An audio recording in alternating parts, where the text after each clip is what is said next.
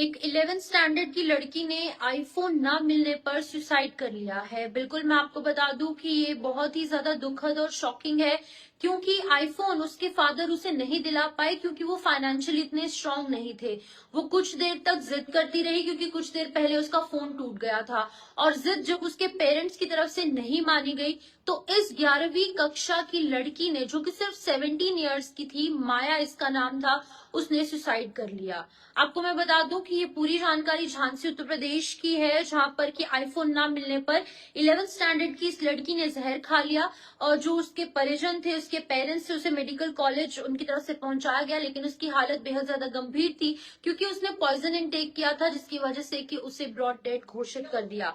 आपको बता दूं कि उसके पिता का कहना है कि वो फाइनेंशियली इतने स्ट्रांग नहीं है, और अगर उन्हें पता होता कि इस 40,000 के मोबाइल के लिए उनकी बेटी जो है इस दुनिया से चली जाएगी, तो वो एनी हाउ कुछ भी कर कर अपनी बेटी को आईफोन दिलाते। वो एक ऑटो ड्राइवर है और किसान है, और इन दो चीजों से अपने जो फैमिली है उनका पेट भरते हैं। तो ओवरऑल अगर बात करेंगे तो वो ब्रेड एंड बटर जो है वो मुश्किल से हैंड टू माउथ उनकी लाइफ थी। लेकिन और साथ में साथ उनकी 3 बच्चे भी थे।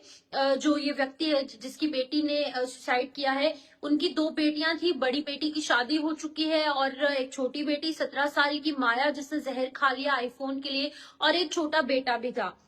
डकोर कोतवाली क्षेत्र का ये पूरा मामला है, जहां पर तुलसीराम राजपूत इनके फादर का नाम है, खेती करते थे, ऑटो चलाते थे, भरण पोषण किया करते थे। 2 बेटियां, एक बेटा है। बेटी माया जिसने कि यहाँ पर जहर खा लिया, वो राजकीय इंटर कॉलेज में 11th स्टैंडर्ड में पढ़ती थी, और बेटा मानवेंद्र वो भी पढ़ाई करता था, और बड़ी बेटी की शादी हो गई थी। परिजनों ने बताया कि कुछ समय पहले माया का फोन टूट गया था, और इसके बाद वो नया फोन लेने के लिए जिद करती रही, और इसकी कीमत, आईफोन वो मांग रही थी और इसकी कीमत 40,000 रुपीज बताई जा रही थी। और उनकी फाइनेंशियल स्टेटस जो है उतना स्टेबल नहीं है, जिसकी वजह से उन्होंने जो है अपनी बेटी को समझाया कि माया बेटा थोड़ा सा इंतजार कर लो, आने वाले वक्त में लेकर दे देंगे, लेकिन अभी फिलहाल इतनी स्थिति नहीं है कि तुम्हें 40,000 का फोन लेकर दे। लेकिन 15 दिन बाद हरी मटर की फसल बिकने पर उसे फोन दिला देंगे, ये उसके फादर ने कहा था कि सिर्फ और सिर्फ 15 दिन का इंतजार कर लो, क्योंकि मटर की खेती जब बिकेगी तो तुम्हें फोन दिला देंगे। लेकिन उस लड़की ने 15 दिन का भी इंतजार नहीं किया, वो जिद पर अड़ी रही, और एट द एंड उसने क्या किया, पॉइजन खा लिया और अपनी जान गंवा दी। तुलसीराम ने बताया कि माया का जो उसका बिहेवियर था वो कुछ जिद्दी किस्म का था, और इससे पहले भी उसने घड़ी की मांग की थी, जिसे पूरा कर दिया गया। बाद में उसने सोने की झुमकियों की मांग की, लेकिन फिर झुमकी छोड़कर वो आईफोन पर अड़ गई। और आपको बता दें कि माया के पिता से जो है वो माया ने कहा कि अगर 2 दिनों में आईफोन नहीं दिलाया तो इसका अंजाम बुरा होगा। ये एक बेटी अपने बाप को धमका रही थी। उस समय पिता उसकी बात पर जो है उन्होंने इतना गौर नहीं किया। उन्हें नहीं पता था कि अगर मैं उसे फोन नहीं दिलाऊंगा तो इस तरीके से मेरी बेटी इस दुनिया से चली जाएगी। जब पिता ऑटो चलाने गए तो माँ बबली जो है वो खेत में मटर तोड़ने चले गई, और इसी दौरान माया घर पर अकेली थी। उसी बीच उसने जो रैट किलर है, चूहे मारने की दवाई को इनटेक कर लिया, उसने खा लिया। और घर पर लौटने पर जो उसका भाई है मानवेंद्र, उसने माया को बताया कि उसने जहर खा लिया है, जिसके बाद परिजन आनन फानन में उसे उर्रई मेडिकल कॉलेज लेकर पहुंचे, लेकिन हालत गंभीर होने की वजह से डॉक्टरों ने उसे झांसी मेडिकल कॉलेज में रेफर किया, जहां पर उसकी मृत्यु हो गई। रात में झांसी पहुंचने पर माया की मौत हो गई। तुलसीराम ने कहा कि वो गरीब किसान है, बंटाई पर जमीन लेकर खेती करते हैं और ऑटो चलाकर परिवार का खर्च चलाते हैं। आईफोन के लिए पैसे ना होने के कारण वो बेटी की मांग पूरी नहीं कर पाए। उन्हें इस बात का गहरा पछतावा रहेगा, उन्हें गिल्ट रहेगा कि पूरी उम्र वो इस बारे में सोचते रहेंगे कि उनकी बेटी सिर्फ आईफोन के लिए इस दुनिया से चली गई है, वो भी उसके बाप ने उसे आईफोन नहीं दिलाया। वहीं प्रभारी जो है, कोतवाली प्रभारी निरीक्षक विजय पांडे, उन्होंने बताया कि मामले की जांच जारी है। युवती ने किन सिचुएशंस के अंदर जहर खाया है और परिजनों से भी इसकी पूछताछ जारी है। बेटा सब्जी बेचकर दिलवा दूंगा, मोबाइल कुछ दिन रुक जाओ, तुलसीराम ने बताया कि उसने अपनी बेटी को ये कहा था।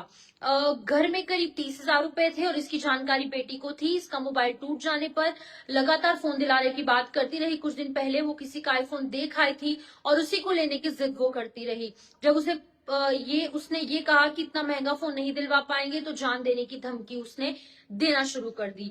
बताया कि उसने ये भी कहा कि इन रुपयों से सब्जी बेचने का काम करेगा, फायदा होने पर उसे फोन दिलवा देगा। और वो सब्जी लेने उरई आ गया और बेटी ने एक कदम उठा लिया।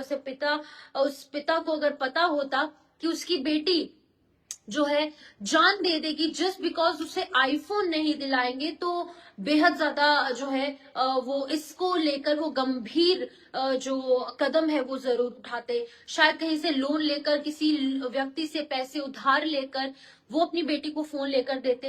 लेकिन इस तरीके की जिद करना सरासर गलत है, जो मेरा पॉइंट ऑफ व्यू है, जो हमारा पॉइंट ऑफ व्यू है। लेकिन आप अपनी अपनी राय कमेंट सेक्शन में जरूर रखें, क्योंकि इस तरीके की जिद्दी बच्चे जो हैं वो कहीं ना कहीं हर जगह पर देखने को मिलते हैं। लेकिन इस हद तक जिद करना कि घर पर ऑलरेडी सिर्फ और सिर्फ 30,000 रुपए है और 40,000 का फोन आप डिमांड कर रहे हैं, तो ओवरऑल कितना ज्यादा गलत है। और ये शॉकिंग जरूर है कि ये जो आने वाली पीढ़ी है ये किस ओर जा रही है। अगर आप इन्हें किसी चीज के लिए मना करोगे तो वो इस तरीके का कदम उठा सकते हैं।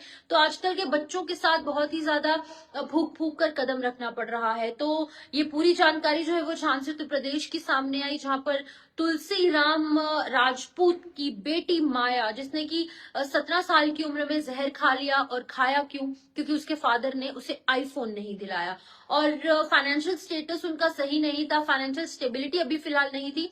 बाप ने मना नहीं किया था, बाप ने ये कहा कि बेटा 15 दिन रुक जाओ, मटर की फसल अभी उग रही है, जैसे ही उसे 15 दिन बाद बेचेंगे तो तुम्हें आईफोन दिला देंगे। लेकिन फिर भी इस बेटी ने नहीं माना और इस बेटी ने अपनी जान दे दी, जहर खा लिया, रैट किलर खाया। और अपने भाई को भी बताया कि भाई मैंने रैट किलर खा लिया है, और इंस्टेंटली उसे हॉस्पिटल पहुंचाया गया, उसे झांसी रेफर किया गया और उसके बाद उसकी मृत्यु हो गई। इस वीडियो को शेयर करें, लेकिन आपसे मैं अपील करना चाहूंगी कि आप अपने बच्चों का ध्यान जरूर रखें, क्योंकि इस तरीके के बहुत सारे केसेस सामने आ रहे हैं कि जिद की आड़ में बच्चे अपने साथ कुछ गलत कर देते हैं।